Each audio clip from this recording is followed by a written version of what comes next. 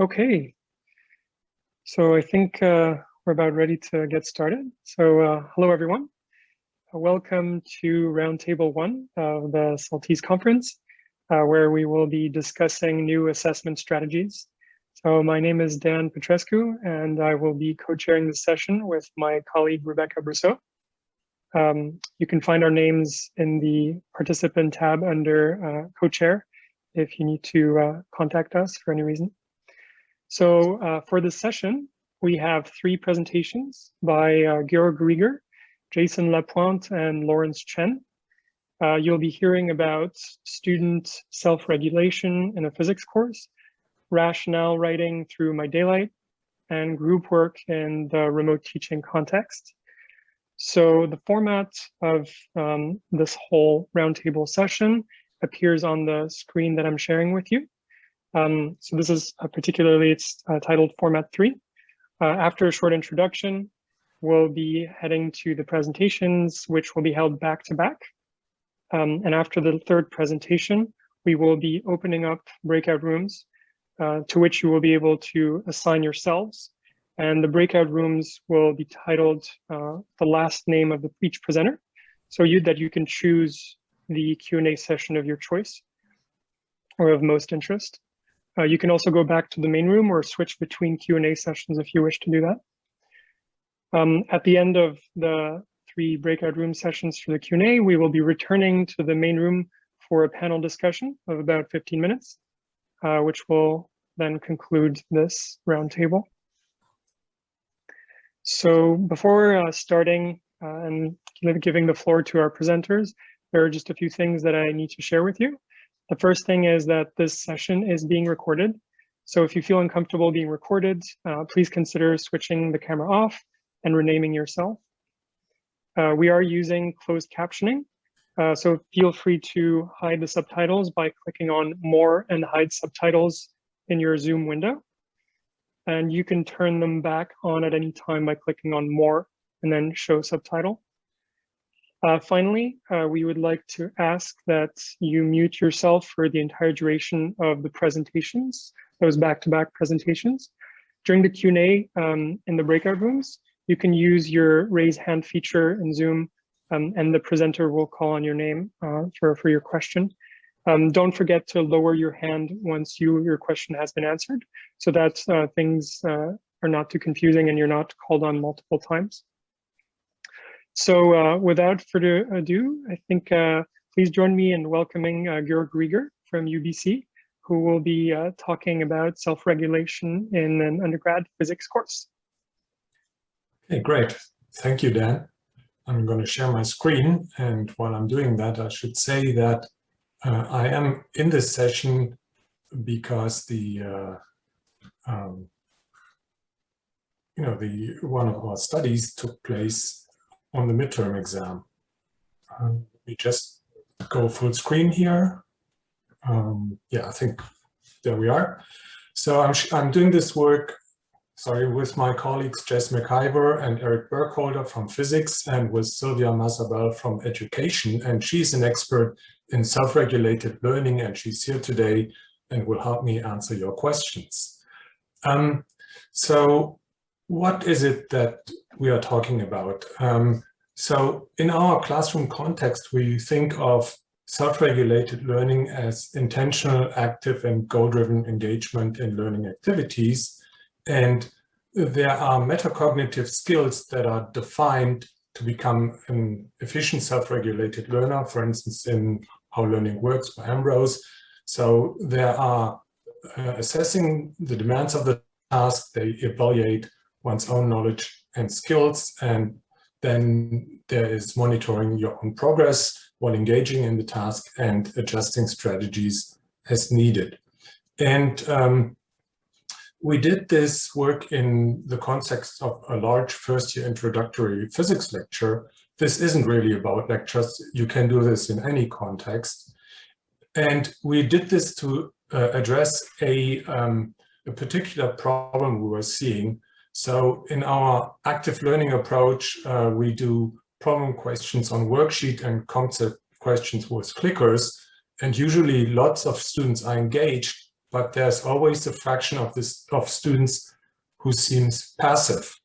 And our hypothesis is that some students just have difficulty getting started. And when a solution is not really obvious, they give up too quickly. And oftentimes they do not consult with peers because they don't want to appear incompetent. So how can self-regulated learning help with this? So what we want students to do is just write some initial ideas. Everything that comes to mind that might be relevant, just write it down. And then from there, engage in peer discussion and see if you can develop a potential solution strategy by, for instance, discussing with your peers, consult the course materials, and since we are walking and visiting with groups, you can also get support from the instructor. In all of this, it's important that students need to feel safe. This is because at the beginning, the first ideas may not be correct, but we want to empower everybody to actively participate. So what we did was modify our teaching practice, and pretty much every time we ask the students to engage in a new worksheet task or clicker question, we ask them to write down anything that seems relevant. So very regular encouragement to do so. And we think that this helps students reduce cognitive load, when they see something written down next to the question, that helps them decide on a potential solution strategy and also track their own thinking progress.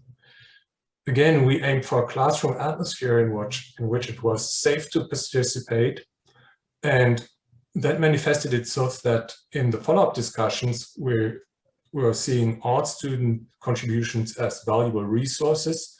No idea was dismissed as just incorrect. Students have reasons that are worth exploring. And so the whole discussion shifted towards reasoning, starting from the students' ideas. And the instructor emphasized the value of the student contribution and modeled then strategies for evaluating these ideas, double-checking, and sense-making. In addition, we encouraged the students to also adopt this inclusive approach in their small group discussions in class and also online on the Piazza discussion forum. So how much additional work did this take? Not much at all. It was just made this shift in our way to provide feedback, away from pointing out where the students got it wrong, so away from misconception, and towards valuing student ideas and resources. And so this approach is based on work by people like Robertson at the University of Washington. And so by resources, we mean that resource is a piece of knowledge that gets activated in real time in context-sensitive ways. So this shift was necessary, the shift in our feedback practice, for students to feel encouraged and put forward ideas in discussion, right? Remember, these are very initial ideas. They may be incorrect, so we need to embrace them. We want them to write more on their worksheet, and we want to see messy solution. And I explicitly tell the students, don't write something clean and nice on your worksheet. Don't wait for the solution. Really mess it up. We give you enough space, so please write down anything that comes to your mind. So what does that look like? Look at question 5.40 here. I mean, the context is electricity and magnetism. It doesn't really matter. But this is a typical concept question with 3 choices. And it turns out to be a hard question. And even after peer discussions, still half of the students get this wrong. And so when asked, a student might say, oh, so this one particle is closer to this plane of charges, and so they experience a larger force and a larger acceleration. And so my reaction previously would have been to ask just another student who voted for another choice, ideally for choice C, and then I would say choice C is correct because. But now I do this differently. I first thank the student who defended choice A, and then I would emphasize that they already put forward some valuable ideas. In this case, they would probably tell you something about the force and the electric field, and those are clearly things that we need to think about. And then I would invite all students to think about what they need, what they already know about, in this special case about the electric field of this infinite plane of charge. It doesn't really matter. And then I would, at the end, ask students who changed their answer why they changed it. So they would say, okay, at first I thought this because the particle is closer. I thought they would experience the larger force, but now I know that the electric field is constant and it doesn't matter where it is, you know, something like that. Now, the outcome was surprising for us. We wanted initially more students to be engaged, but what has come out of it is that students perceive the classroom instruction as inclusive and non-judgmental, and they said so in student interviews. And the instructors, me and TAs and my co-instructor, Jess McIver, perceived increased engagement. So we observed that the students 3 weeks into the term started to write more on their worksheets, more students started to volunteer during whole class discussions, and then on the midterm, students adopted this strategy and wrote more annotations on questions. So while the interviews were not recorded and the worksheets were not collected, I could look at the midterm exams. And I could compare them to another section that did not have this focus on self-regulated learning. And unexpectedly, there was an effect on the grades. Our section had a 6.7 higher average for the, and also in our section, students wrote more on their midterm copies than on the other section. And so this was not meant as research, just as a pilot to experience how self-regulated learning can be implemented in class. But then we engaged in the study.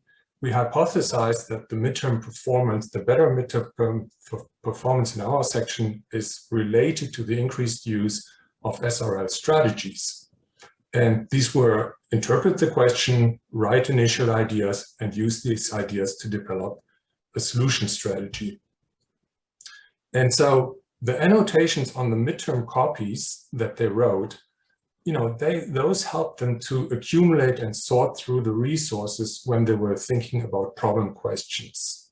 Okay, so it's a manifestation of their metacognitive processes. And so we then looked at the midterm copies, and what I did is I looked at the copies. I looked for annotations on questions that did not require them to show any work. So multiple choice, multiple answer questions, where students just wrote ideas or equations or vector diagrams. And what we see, don't worry about the numbers here, is that if I just include in a multiple linear regression the score on a previous physics course to control for preparedness, and then the section, I see that the midterm result is predicted by these two predictors. So it's significant related to both the previous grade and to the section. And so the grade was higher in our SRL focused section.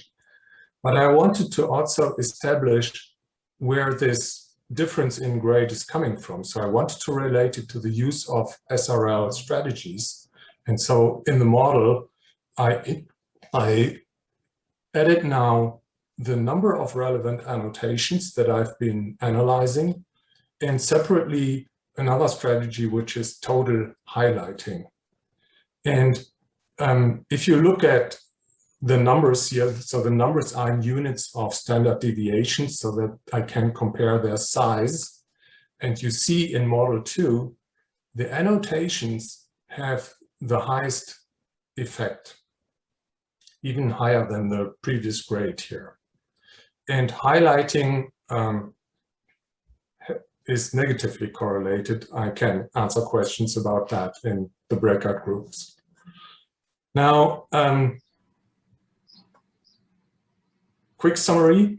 The SRL-informed modification that we implemented was meant to increase engagement in classroom activities by students that seem to be passive.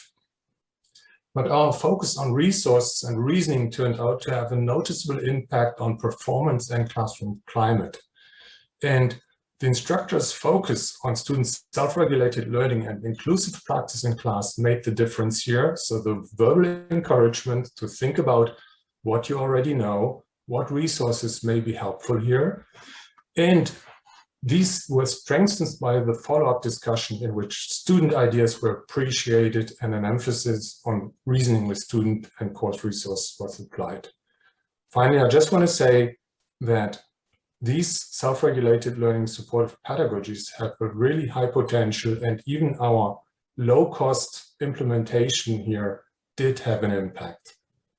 Thank you. So just gonna, show you my email address. If you have follow-up questions, I'm happy to answer all your emails. I'm on sabbatical, so keep those emails coming. Thank you all. Thank you so much for this great presentation. So just as a reminder for people who may have joined a little late, we will have time for Q&As after the third presentation. We will be opening up breakout rooms. So if you have any questions, please write them down and keep them for the breakout room session. So thank you again for this wonderful presentation.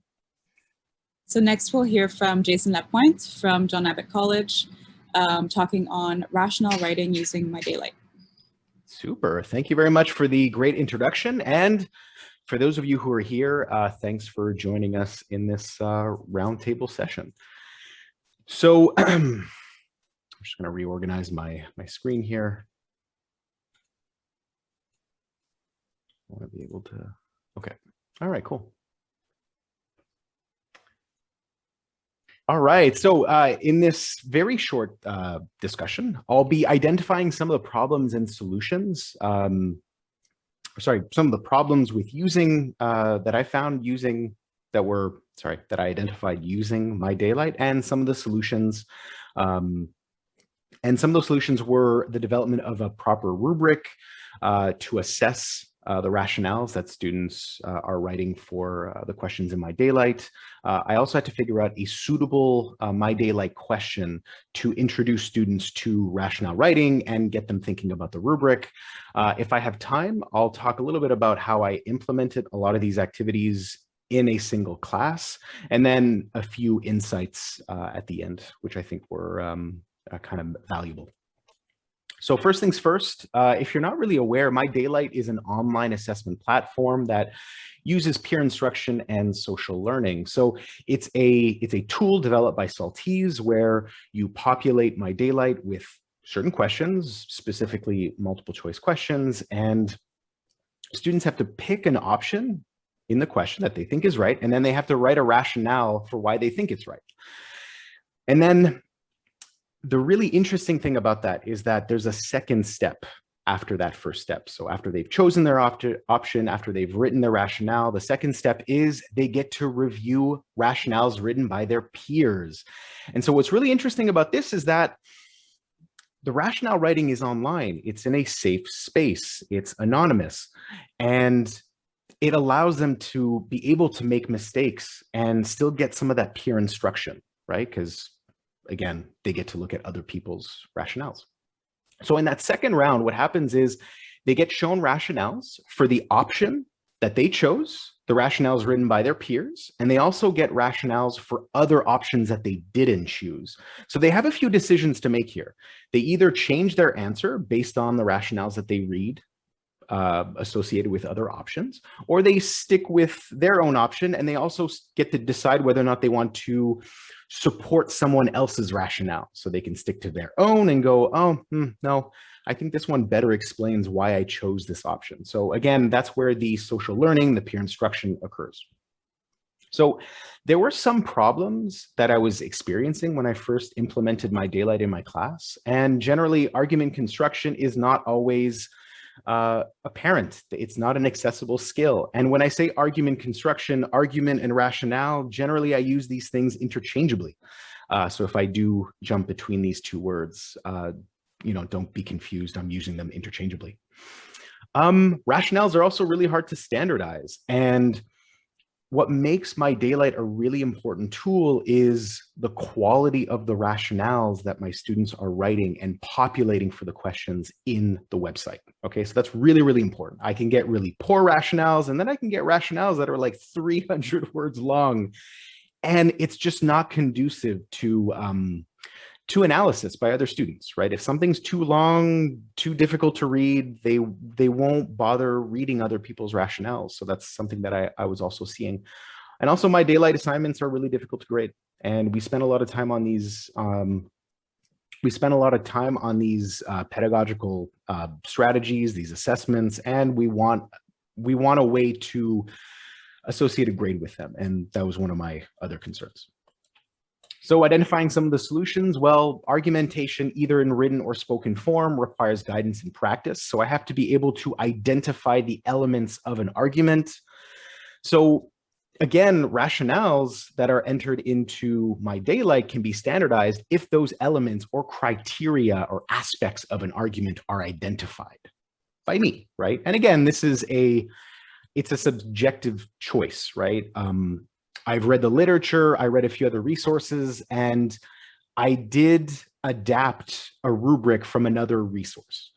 And I pinpointed very important aspects of argument writing, or rather aspects that I thought were important, and that's how I developed the rubric.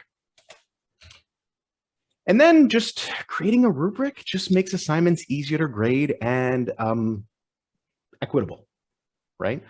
So generally, it's easier for me to explain a grade if I have a rubric to back it up, right? And then finally, I had to create an appropriate question format that not only introduced rationale writing, but I also wanted to cover some content as well, right?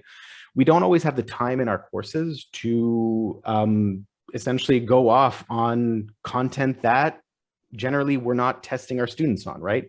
And so I wanted to limit the amount of time that I would be explicitly teaching about rationale writing. So there's a little bit of that as well that I had to think about. So let me introduce just the rubric. It's a point-based rubric. It's in the process of being transformed into an analytical rubric. Because this is the first time that I've used it in my course, I like to start with a point-based rubric, and then I will eventually transform that into, version 2.0, and it's going to be more analytical in nature. So I'm still making changes to this rubric is what I'm trying to say. So first things first, the claim, right?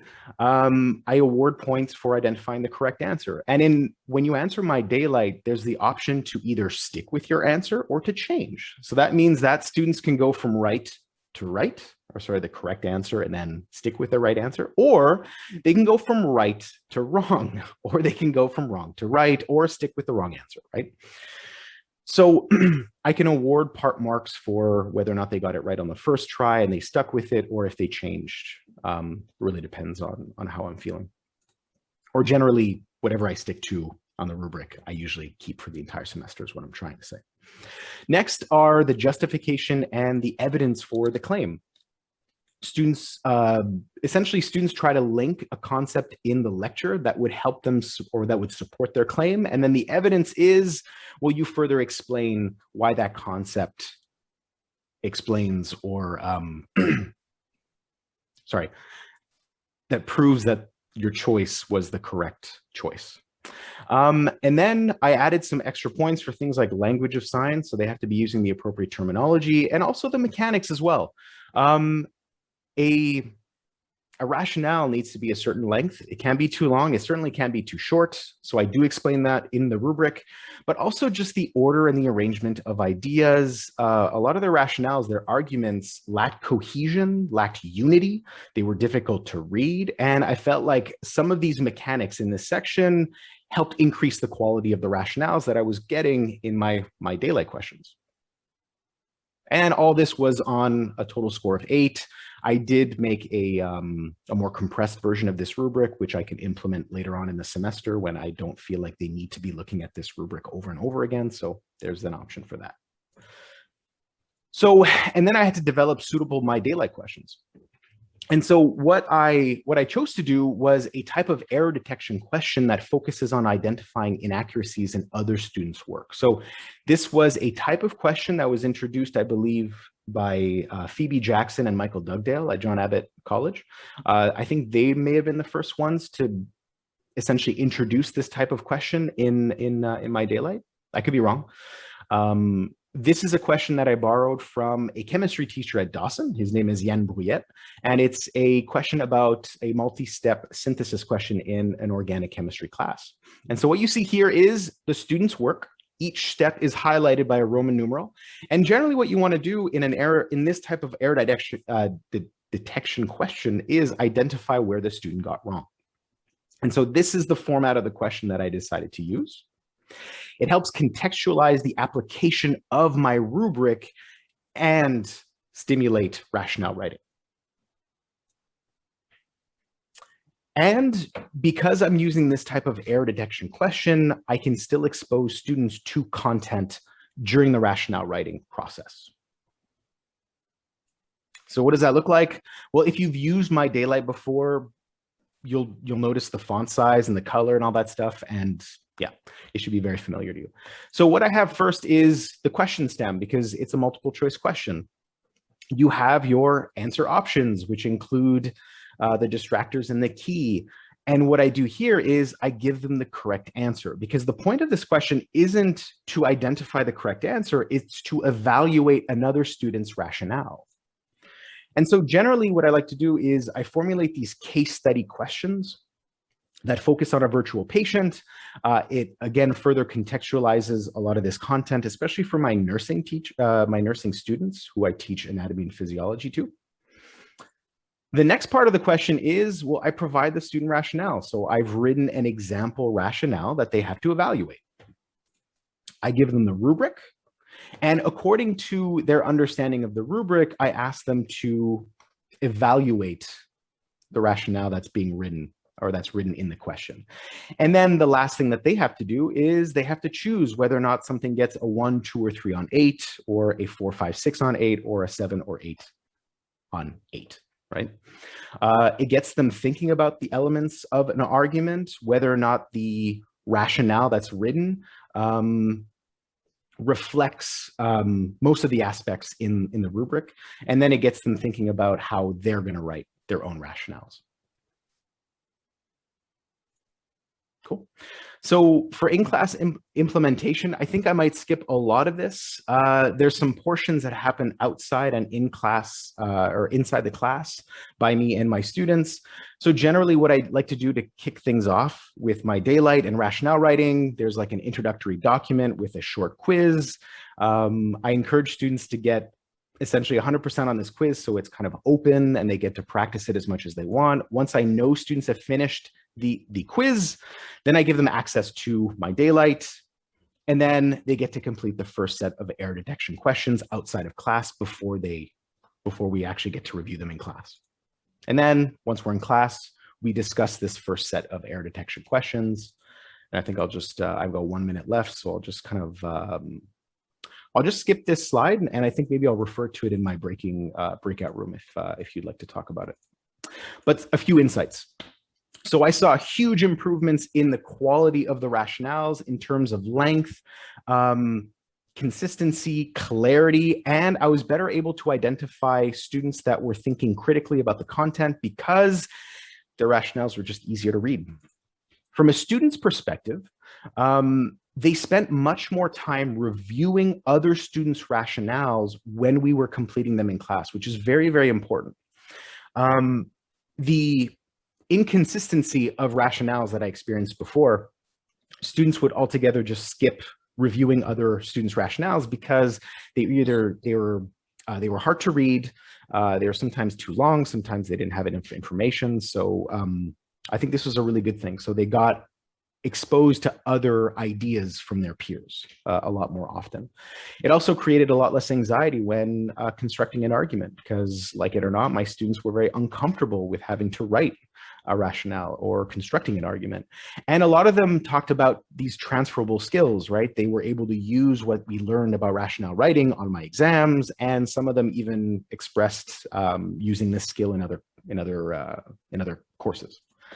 And then from my perspective, because everything was so clear, I could easily identify, unified ideas, cohesive ideas. I could better identify misconceptions. I could even improve my MyDalite questions by changing the options for my questions. I could develop better distractions just because the rationales were stronger, clearer. And again, the rubric just made things a lot easier to grade. So I could actually give them a mark for these assignments that I was assigning on MyDalite. Cool. So yeah, thanks for listening. Thank you so much, Jason. It was very clear. So if anyone would like to speak one-on-one, or not one-on-one, but more directly with Jason afterwards, you'll be able to access him more directly in the breakout room. And so our last presenter will be Lawrence Chen from McGill University, who will be talking about group work assessment during a virtual learning year. Great, so thanks, Rebecca. So indeed, good afternoon, everybody. So I will be talking a little bit about the experience that I had with using group work on assessments in the remote teaching and learning context. So just to start, I guess the context a little bit, in our faculty learning committees, we talked a lot about assessment strategies during the past year, especially in the remote teaching and learning context. And we're looking at what are strategies that are useful and what can we change about our assessment practices to enhance the learning experience of students moving forward. And we had a lot of debates about this amongst ourselves, and we even had students participate in our discussions. And the following statement is a bit long, but I think it captures quite clearly sort of, or it summarizes at least sort of a lot of the perceptions and a lot of the things that, a lot of the issues and concerns that came up, both from the faculty or the instructor side as well as the student side. And it really says, conducting assessments online really impacted our perceptions of risk, and in particular, our notions of academic dishonesty or integrity. And the concerns were shared by both instructors and students. It really impacted the way instructors approached how they designed their courses. It really oftentimes led to overload, cognitive overload for a lot of the students, increased amount of preparation time for the instructors, and really had an impact on the teaching and learning strategies.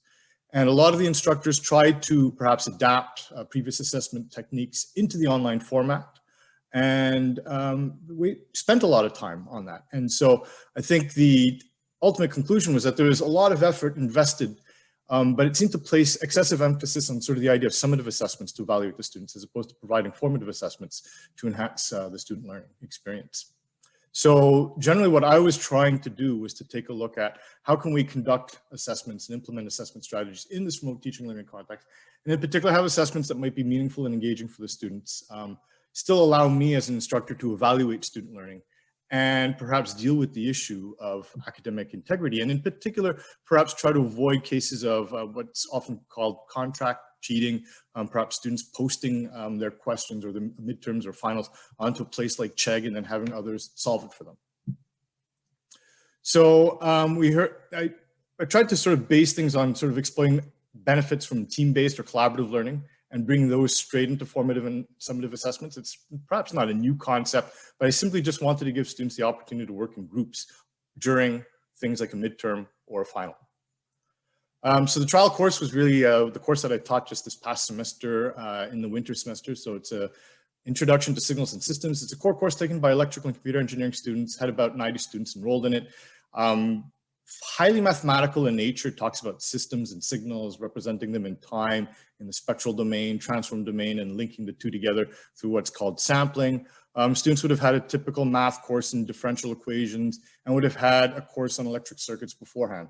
So a lot of the problems that I tried to give them tried to tie topics that we were covering to things that they would have learned perhaps either in those math courses or in that previous course on electric circuits. So trying to make those questions that they're working on a little bit more relevant to them. In terms of the course structure, It's a typical course structure for us. It's 5 hours of contact time, 3 hours of lecture, 2 hours of tutorial rather. But in contrast to perhaps how these are often done, where the instructor teaches the lectures for 3 hours and then the teaching assistant runs the tutorial for 2 hours, I gave 5 hours of contact time. So I met with the class 5 hours a week, and I had the teaching assistants or undergraduate assistants working with me during those 5 hours. And I adopted sort of the flipped Zoom or the flipped learning approach, very highly structured. For each class, I would provide a detailed plan about what were the outcomes or the objectives, a list of the pre-class activities, which can include watching instructional videos, reading sections of a textbook, answering a couple of concept questions. This is followed by in-class activities and perhaps some post-class activities where they're just wrapping up some of the work that they had started in-class activities. In terms of in-class activities, there were a lot of conceptual questions using polling, and then there was opportunities for students to get into groups, working in breakout rooms, and to solve problems and to practice. I worked with pre-assigned groups, so there was an interesting workshop this morning on using CAPME for group work. In this case, I used pre-assigned groups and had the students work in the same groups all semester long. I wanted the students to get comfortable working with each other, because ultimately the plan was that they would actually be working with those students potentially on their midterm or on their final. So there were about 20 groups of students, 4 to 5. I let them pre-select to a certain level. So some students wanted to work with others. I allowed that, and other students, I slotted them randomly into the remaining open groups. And this is very easy to implement on our learning management system, which is my courses. This is just an example of what happened in the breakout rooms. I used a Jamboard. So each group was assigned a particular jam, and they had a specific question that they would work on during class on their jam. And the students could actually start dialoguing. One student could start writing things down, the others could comment, and so forth. So this is just the way that I ran sort of the practice that was going on in class. And it was, I thought Jamboard worked out really, really well. This is the same group a little bit later on in the semester. At McGill, we actually started to allow a certain level of in-person activities for a smaller number of students. So a group of students, there would have been 4 or 5 of them. If they all chose to go in, they could have gone into one of the classrooms, and then they could have made use of, let's say, the blackboards and whatnot to write, share their ideas, and then they could still upload that onto the Jamboard for maybe some of their group members that weren't there in person. In terms of the grading scheme, this is what I had set up to do. I had reflective writing exercises, pre-class activities. These were all completion-based. In-class activities and quizzes, midterm assignment. So I call it an assignment rather than a midterm exam, and a final assignment. Again, final assignment rather than an exam. Just to point out, I mean, we had that the nice plenary discussion this morning, or early this afternoon. There's the point about how Concordia transitioned from sort of the high stakes, fewer assessments into lower stakes, more frequent assessments. It's a strategy we've heard a lot of. But in speaking to a lot of the students, it's a strategy that a lot of them didn't like also, because they felt that they were constantly testing, or they were overwhelmed with the amount of assessments that they had to complete. And in fact, a lot of them said, we stopped taking the assessments from a learning perspective. We were just doing the assessments from getting points perspective. So that's why I also had a lot of completion-based activities. It's just, here, you do it. I don't care if your answer is correct or not. I'll provide you with the solution after, but as long as you've done it, you're going to get the credit for it. So for some of the in-class quizzes, so there were quizzes, I'd post a questionnaire up on my courses during class time.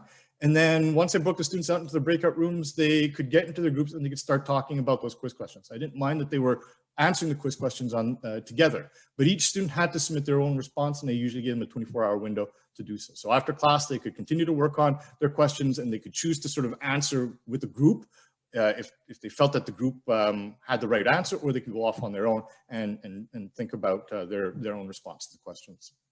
For the midterm, I had 3 questions. One was involving conceptual questions, 2 involving computations and analysis. This is more of a take-home style, 48-hour window to complete. Shouldn't have taken them more than 2 to 2.5 hours. There are pluses and minuses about this take-home style. In fact, when I surveyed the class after, a lot of them wanted to have the same format for their final, even though typically a lot of them would spend a lot more than the 2 to 2.5 hours to complete it, just because they had the time. After the midterm, I had them complete a post-midterm reflective writing exercise. It asked them a number of questions. This is similar to the kinds of reflective writing exercises that they had throughout the semester. So things like assessing how comfortable they were with each of the learning objectives. But more importantly, I asked them, you know, what was the most difficult question that they had on the midterm? Did they consult other members of their group? And was it for the question that they found to be the most challenging on the midterm? So just looking at the results, so in red here at the bottom of the table, these are the scores for the 3 questions for this year. So highlight is the overall grade was pretty high. It was around 37.1 out of 45. But I'd like to just contrast that with the 2 previous times that I taught the course in winter 2020 and fall 2018. In winter 2020, this is pre-pandemic. So in fact, it was very similar in the sense that, well, first of all, the 3 questions are all similar in style. So they all had conceptual questions, true, false with justification, then those 2 computational questions with analysis. And if we look at the grades over the years, they haven't really changed substantially. So even though I allowed the possibility for students to work with other students in their group only and consult with students in their group only and not with other students in other groups, in terms of performance, it looked to be the same as if the students were how they performed when they did it individually. So fall 2018, winter 2020, this is all individual work and these were timed. In terms of sort of looking through the reflective writing exercises, 18 of the 83 students who completed that reflective writing exercise mentioned they did not consult with their group. I have little evidence to also see that the students consulted with others outside of the group. So when I graded the students on a per group basis. I took all the students in group 1, graded the midterm, took all the students in group 2, then graded the midterm, so I could look immediately for commonalities in responses. And it was clear even if students did work together in a group, they did not necessarily write down their same responses and they didn't all get the same scores. Frequent comments that came out, so a lot of them talked about it would have been possible to do the they did the midterm individually first, then compared, especially for questions they struggled with. Wouldn't be necessary to consult, but it would have taken me more time to figure things out on my own. Consulting just gave me more confidence in my answers. And some of them also talked about, I had no clue how to do something, but after discussion, it became crystal clear to me. And for me, that was, well, maybe that's an aha moment for the student that they actually wound up learning something from just doing this and having that opportunity to consult. These are some comments about the students. I won't go through them in any detail. If anybody wants to ask about them, I'll be happy to share them. In terms of the final assignments, fairly similar. I had 5 questions in this case, 1 again involving conceptual questions, true, false with justification, 3 more sort of complex questions involving computations analysis, and then there was a reflective writing exercise. Again, it was a take-home style. In this case, they had a week to complete it during the last week of the semester, so it wasn't held during, let's say, a formal exam period. And again, 3 to 3.5 hours should have been more than enough time to do all of it. I'm sure some students spent a lot more than 3 to 3.5 hours, but again, that's the style that when I polled the class, they were most comfortable dealing with. And again, this was the reflective writing exercise. It's similar. I asked them about their comfort level with the different learning objectives for the course, but then I asked again, what question on the final was most challenging for them, why, and did they consult their group members, and was it for that particular question? Again, these are just, at least in terms of the grade results. So at the bottom in red, the overall was, again, similar to the midterm grade, about 82 or 83%, 79.4 out of 95. These are the grades for the 4 questions. The question styles, again, are very similar to what happened in previous years, even though previous years had very different conditions under them. So winter 2020, this is after we actually shut down for 2 weeks. This is in the pandemic at the very start of it. But if you look on a per question basis, the grades are fairly similar. So in 2020, students were allowed to do group work. This was in the remote context. But if I go back even a few years before that, in fall 2018, the questions now, I had a 2-part exam. Students answered individually for 2 hours, a series of questions, and then they got together in a group to do 1 more question as a group. And that's sort of what I'm highlighting over here. The questions 1, 2, 3, 4 are similar to the ones that I gave this year, but perhaps toned down a little bit simply because of the time restriction for the in-person exam. Again, the scores are, most of them are tracking along with each other. Again, the analysis, 14 out of 84 students responded to the questions, said they did not consult with their groups. Most of the ones who didn't consult in the midterm didn't consult again in the final, although a few people did consult in the final that didn't consult at the midterm. Here, though, I did notice, perhaps just because of the stress at the end of the term, there was a greater resemblance in the student responses in the group, especially for those true, false, and conceptual questions. But otherwise, a lot of the comments were the same as the midterm. One of the comments that they wrote that I reflected some of the things that I saw as well is it was easy to learn in this manner, was a little less stressful, and I actually learned the concepts out of interest and not having that exam stress in mind. So just some final thoughts about allowing group work on assessments. I think over time, I've I can see also how I can adapt some questions to make it more personal for each student. So even though they have an opportunity to work as a group, some of the questions that they ultimately have to solve are going to be a lot more personalized to them. So you can still increase the amount of assessment of the individual student learning compared to sort of what I had, where I think in some cases there's still a certain element of group-based sort of responses. But again, I have no reason to believe that students were consulting outside of their own group. If they were to consult, they consulted only with the 3 or 4 other students that they had been working with all semester long. And I certainly didn't have to worry or spend as much time as some of my colleagues in trying to create cheat-proof final exams or midterm exams, have the stress associated with that and the stress associated from the student side with that. A lot of them commented later on the course evaluations that they found this learning approach much easier for them to handle in this remote teaching and learning context. That's what I have. Thank you.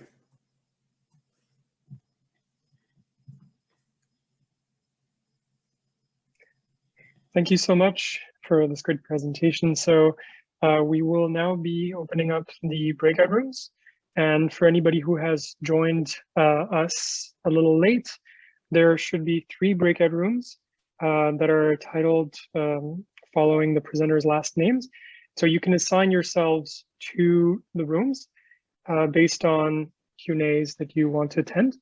If you have issues attending or assigning yourself to the rooms, please let us know and we should be able to assign you. So we'll start the breakout room sessions for about 15 minutes. And then we will meet again in the main room for the final panel discussion to bring the whole conversation together and meet one more time before the end of the session. If you need any help knowing how to join a breakout room, you open the breakout rooms tab at the bottom of your Zoom page. You click on the number, or you hover over the number associated to the last name of the presenter and you press join. So good to go, Rebecca? Okay, so we're moving into the third part of the session, which is the panel discussion. So Rebecca has kindly spotlit the 3 presenters. So normally you should be seeing all 3 of them on your screen. And we're going to try to virtually hold a bit of a panel discussion here. And it's going to be pretty open. There are no constraints or topics in particular. Rather, this is a time to try to find common points between presentations and let the 3 presenters engage in conversations with each other and with the audience. So Rebecca and I will be assisting with hand raising and lowering, and if the presenters cannot see the participants, but it's your floor.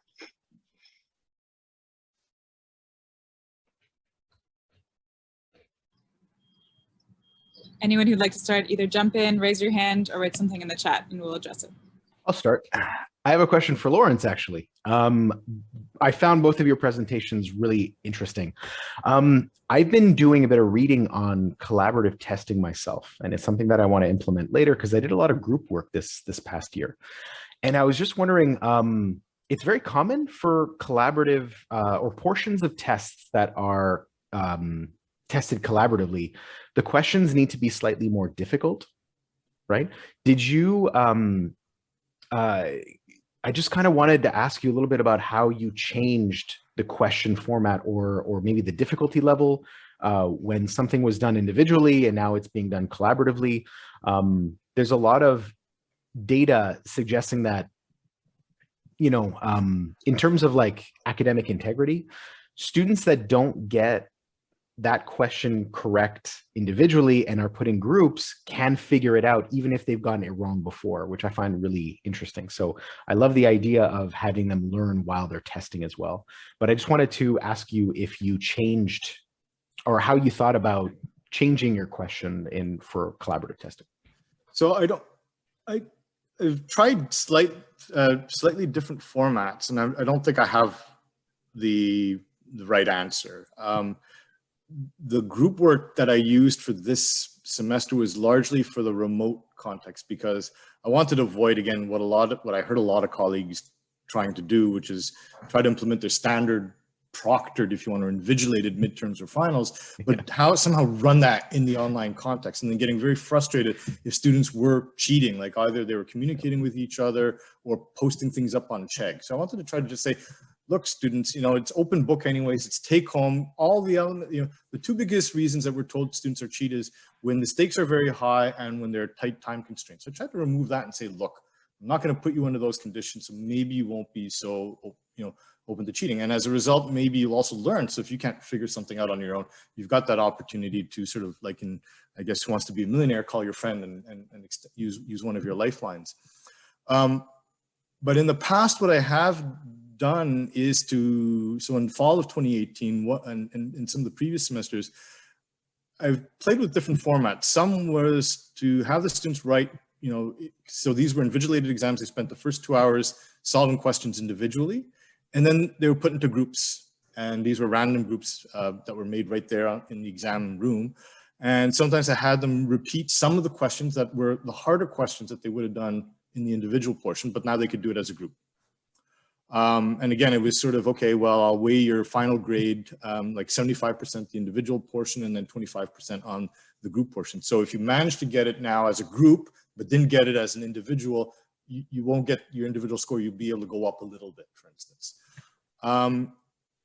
The other way I ran it was I gave, sort of, let's say 4 questions in the individual portion, and then the questions I did as a group built on some of those questions and was a lot more applied, a lot harder. And so even if you got all the individual questions correct alone, if you were to do that group problem, probably you might have been able to do it alone, but you would have needed twice the time, for instance, just to reason through all the calculations or just to get the process going and to think about how you had to approach the problem. And then I thought maybe with the group, they could, pool what they did know or what they did try to do individually. Maybe there might have been one part that could have been repeated so they could debate on the answer. Oh, we need this piece to solve that. What did you get when you solved individually? Of course, their individual portions had already been collected at that point, but they might remember what they did, and then they could go from there. I don't know if there's a sweet spot. There's probably somewhere in that combination of how do you arrange the questions for the individual and the group portion. Okay, that's great. Yeah. I like this idea of like 2-stage testing. It's something that I did as well, like an individual portion with the group. The individual portion's simply there for, accountability, right? Especially if we expect them to work as a team, right? We're often scared about, having the stronger students carry, some of the weaker students, right? So I like this idea of like, 75% individual portion plus 25. And yeah, I think that's very interesting. And I think it just takes a lot of that team-based learning context right into just on exams, right? So, yeah. The IRAT, TRAT concept, the individual readiness assurance testing, where you answer your questions on your own, then you get into your group and your team, and then you do it again. What I just tried to do for this term was just to have the students work together all semester long so that they could maybe build a little bit more confidence or comfort working with the other student. Because I know in the past when we did it at the final stage, it was sort of, I'm working now with some students and I hadn't worked with them before. So it was a slightly different context. So you learn, you try experimenting, you don't know how you never know how it's going to work out. So, putting it into the blender and then we'll see what comes out. Yeah. Did you assess the like contributions in the groups? Did you think about that? So I was trying to, and we're sort of encouraged to put a declaration statement on our exams or whatever, so students sign it, and so it's sort of, okay, I swear that I didn't consult anybody, or yeah, okay, students can sign that. It's whether they consult or not, no one's checking in on that. I don't think that raises the accountability. I personally don't think that raises the accountability level. So I thought about actually having the students sign a collective page where they each document, did they consult and to what extent they contributed to solving each of the questions. So with group work, sometimes some of the, in the group workshop this morning, some of the instructors that I was speaking to were saying how they actually have students in their teams form a contract, right? And everyone signs that contract. So I was thinking of doing that as part of their declaration page, but I thought, okay, that's just going to start to get really involved. I hadn't done that all semester long. So I didn't want to throw them a real big twist, but maybe, if you really build this in, it's something that you can coach them on, or you create that culture as part of their of their learning experience, that they are going to be evaluating each other. They will be always stipulating for their group work how much each person is contributing. And then on the final, if you did that, it wouldn't be such a big deal to have them acknowledge it. And then I was going to have them all sign it, right? So, you know, if you don't agree to that, well, no, I'm not going to sign that, right? So yeah, I agree with you. Something like a contract, like a team contract, is best introduced at the beginning of a class, because it really sets like the learning environment. And I would be very uncomfortable introducing that much later, right after they've started. It would just feel a little bit weird. Yeah, definitely. And the whole idea of the group work on the midterm or the final was because they had seen that group work constantly in class and even on the quizzes. Mm-hmm. So the quizzes, the group work on the quizzes is something that I had been doing even in person. With the flipped learning, sometimes I would just give pop quizzes, and I know students hated pop quizzes. So I would still give the pop quiz, and then after 10 minutes, they say, okay, so now time is over. But before you submit the quiz, here's my twist. I'll give you now 2 minutes. You turn to your neighbor, you talk about your answers, and then I'll give you 2 more minutes after that, and you can change your answer if you want, if you're convinced after your discussion. Sort of a little bit like the, you know, the peer instruction model that Mazur does, right? With the, you ask a question, you poll them, and then you ask them to talk, and then you re-poll them. So I tried to do that on the quiz, and that took away some of the stress level of the in-class pop quizzes for the students, and then I just kept going with it. And I just said, okay, well, I'll continue with that in the session, in the remote context, and then I brought it up and said, okay, I'll put that also for the midterm and the final. Super.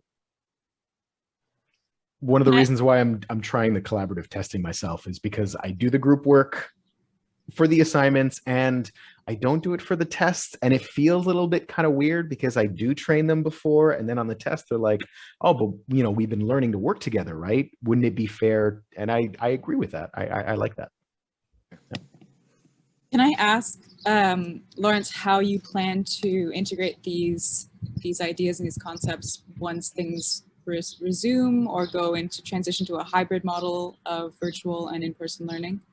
So I think some of the things translate directly over back to in-person. So like I said, with the group work on quizzes or in-class quizzes, it actually came from the in-person that I just brought right into the remote context.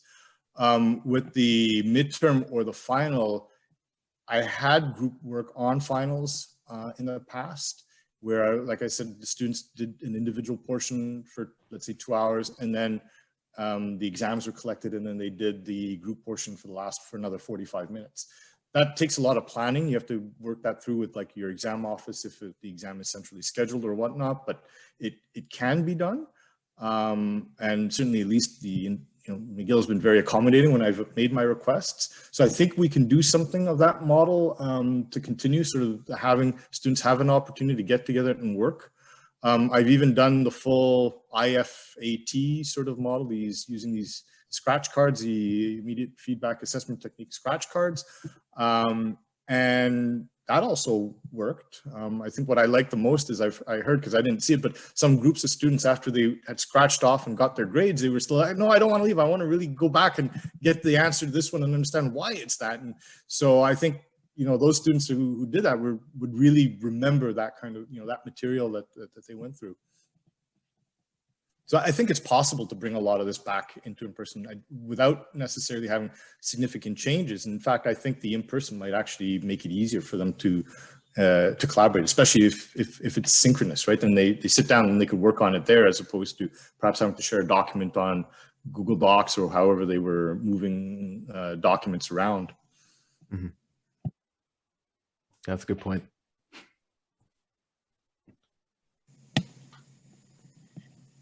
Okay, so if there aren't any more questions or for our panelists, then I'm officially going to thank our 3 panelists and presenters for really beautiful presentations and engaging discussions. There was really a great set of 3 here. Thank you so much for that. And thank you, the audience, for participating in our session R01 roundtable. And we encourage you to attend the next session, which I believe is, let me check that for you. We will have sessions R04, R5, Symposium 3, 4, and 5 happening at 3:45, so in about 10 minutes.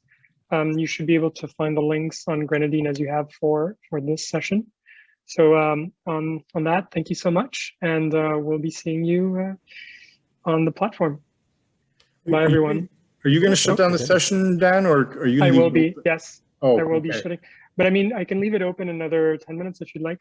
I just wanted to ask a question to Georg. Absolutely. Yes. Maybe even Jason after the fact. I didn't want to. Yeah. Sure. Sure. Okay. Well, maybe I'll ask you, Georg. I was curious because you mentioned it. You were using a lot of.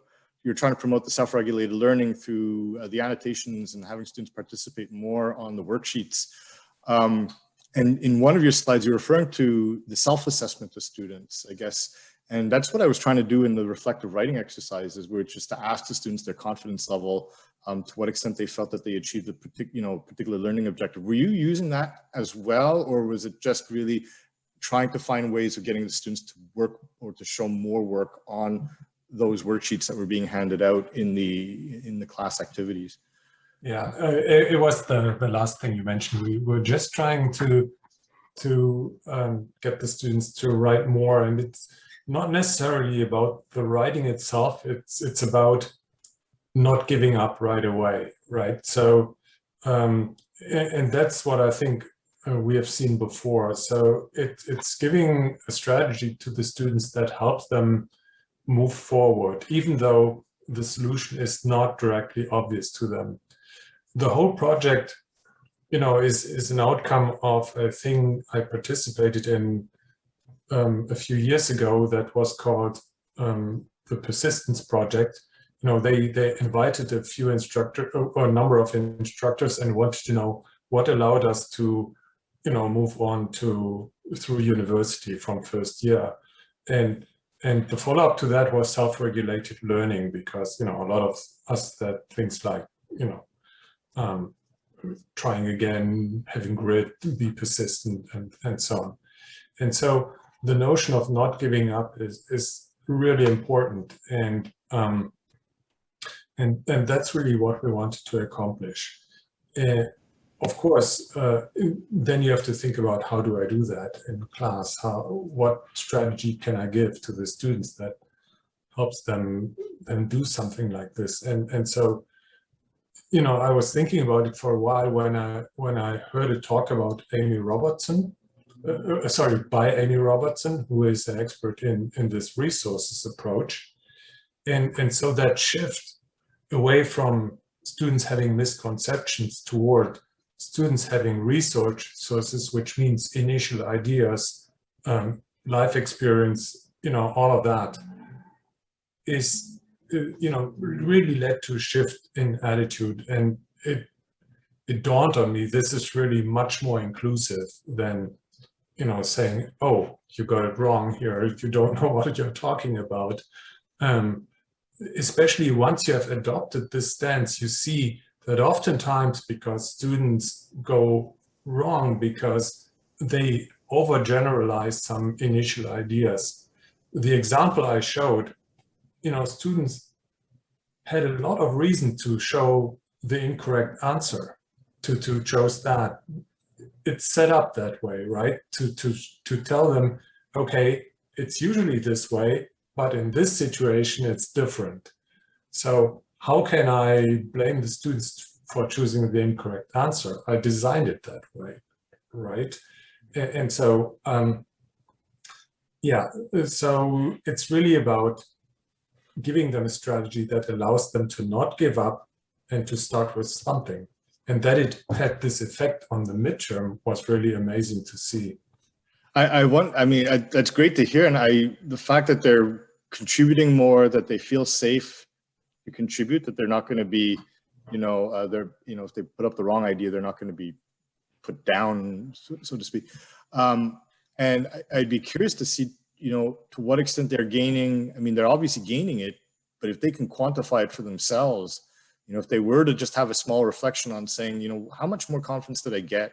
How much better do I understand this particular part of the course, for instance? Now, as a result of doing that, I think it'd be great to see that, the impact on that part of their self-regulation on the learning. you're quite right. There is actually a sort of a survey that we originally planned on doing. It's called the perception of competence and control, where you can, just a 1-minute survey where you ask the students several times over the course of the term, about how they're feeling about this task right now. Do you think you have what it takes to complete it? How do you feel in general? So exactly what you said, right? So unfortunately, we were too inexperienced to also implement that. But it could be a good follow-up study to this. Yeah, thank you. That's a good. And Jason, I heard about the error detection. I think I heard it from Reese Adams at Vanier College. Mm-hmm. But I love the idea. The problem that I had in putting one in was try to make it realistic, right? Yeah. Because he was showing me how subtle that they could make an error into some of, like, in the free body diagrams that they're doing or whatever. I was trying to think, how do I make a realistic error? Because every time I would try to put an error, it looked too forced. I mean, even some of my instructional videos, I put an error, but then it's almost, they go, oh, well, that was obvious, right? Yeah. Thought that you were leading us down that. So. Yeah. The first ones that you make generally are difficult, but once you have a pool of, like, student answers, you might need to get permission from answers to, like, okay, that's what I was students gonna to say. use. You were actually using real student answers to questions that I will be later, right? Okay. So this semester was the first time that I tried this, and I didn't have anything really to work on, but I will next year, right? So I'll just take the ones that I found off of myDalite, the ones that my students gave me, and then I will use those. Right. Yeah. No, it's but I found trying to find out to make those look realistic was I Hard. struggled It's with difficult. that. Okay, I got to find a way. I got to see. Absolutely. More. Yeah. In my context, since a lot of these things can be traced back to this overgeneralization, you will find that these things occur again and again, and it will be pretty stable from year to year. That's right. It's always the same misconceptions. Yeah, that's a good point. Well, Super. Thanks you both. Thank you both. Great, thank you. Yeah, that's great. Yeah. Have a so wonderful much. afternoon. For putting this on was really, really nice. It was. Did you, was it the first time that you followed this format for a presentation, or have you seen this before? This kind of Sure. format with back-to-back, then Q&A, breakout, and then panel? It's always a little different in person, yes. Actually, how were the breakout rooms? I wasn't able to jump in them, but You're pretty good. Yeah, That it was was pretty good. good. It's always daunting when you sort of wait there and you go, "Where's your first client?" Yeah, that's right. They needed a little bit. how popular am I? Right, to exactly. decide. It's like a therapy session. You're just like, all right, when's my first client? Yeah. Oh, here he is. Okay. All But right. I think this works nicely. I think the third format works.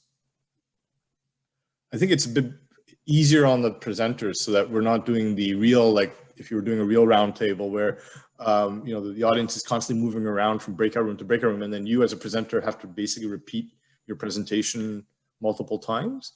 So I like the fact that everyone gets to see everything, and then they can go in, and in fact they can hop. Right? I think Dan, I think you made a mention of that in the breakout room, which is great. Some people have a tendency to just plant themselves down at a table, but it's like no, you can go ahead and hop. So That's right. Yeah. I think No, that that's a good works point. nice. Yeah, I'm and impressed with how smooth it was. Yeah.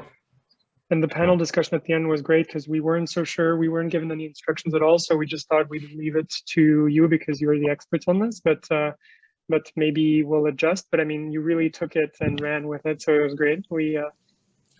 Jason just jumped right in there. So Oh, it was actually, to be honest, like fun to hear both of your presentations, right? And then, well, I had my own questions, so and I wasn't able to attend your breakout room. So Yeah. No, that's it. It's always nice to be able to get to hear from what other people are trying in their classes, and actually, if you find commonalities, you're like, oh, great! I'm not so crazy to be thinking about doing that, right? Others are doing it. It's yeah. especially with this last year, it's nice to hear similarities. Yeah. especially in the Absolutely. last. That is the group therapy part of this. It is, yes.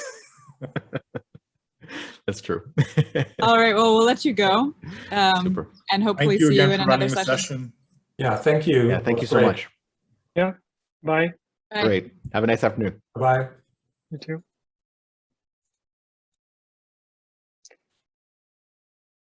And off I go.